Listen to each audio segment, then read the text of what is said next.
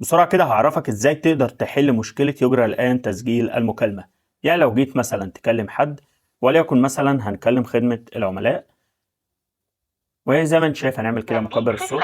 النظام رقم 1 من فودافون. تمام. جربت مثلا ان انا ابدأ اسجل له. يجب الآن تسجيل هذه المكالمة. تمام.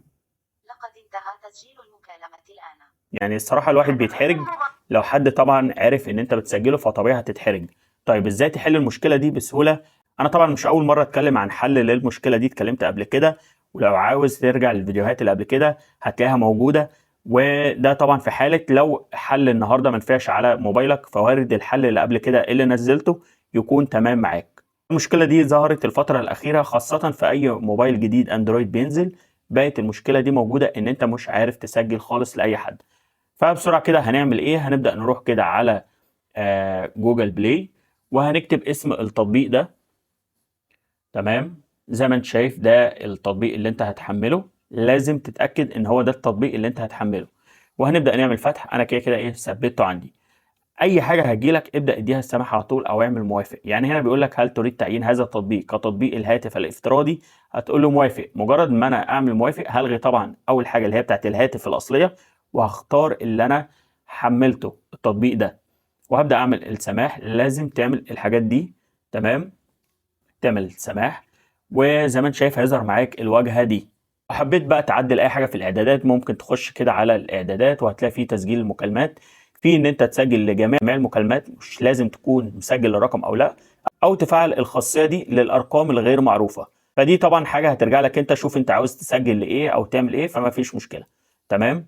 هبدأ ارجع كده، انا هخليها على الارقام الغير معروفة، وهبدأ ارجع تاني وهبدأ اكلم بقى خدمة العملاء نفس الرقم اللي كلمته هناك. زي ما انت شايف هنا بدأ التسجيل اهو تلقائي، ممكن اقفل واشغل عادي، مفيش اي حاجة بتتقال خالص. تمام. زي ما انت شايف كده، حتى جربت ان انا اكلم حد تاني وسألته اذا كان وصل له يرجى الان تسجيل مكالمة ولا لا، قال لي لا ما وصلتش. فان شاء الله الطريقة دي تنفع على كل الاجهزة. ودي طبعا كانت طريقة النهاردة. اتمنى لو الفيديو عجبك، يعني حتى كمان هو جالي اشعار ان تم حفظ المكالمة. لو جينا كده نشغلها مع بعض، صوتي انا وصوت الخدمة الصوتية بتاعت خدمة العملاء، لكن الطرف التاني مش بيسمع اي حاجة، ولا حتى كمان بيوصل له اي حاجة بخصوص التسجيل زي اللي كان عندنا في الاجهزة القديمة. تمام.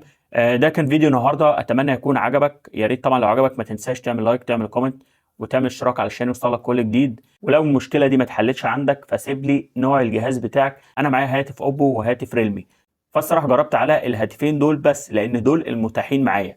فانت جرب عندك وان شاء الله هتنفع برضو. وما تنساش برضو لو المشكله ما اتحلتش عندك ارجع للفيديوهات اللي كنت منزلها قبل كده. ان شاء الله هينزل الفتره الجايه فيديوهات كتير وحاجات كتيره وافكار هتعجبكم، بس يا ريت تكون متابعني علشان اي جديد انا بنزله يجي لك على طول. والسلام عليكم ورحمه الله وبركاته.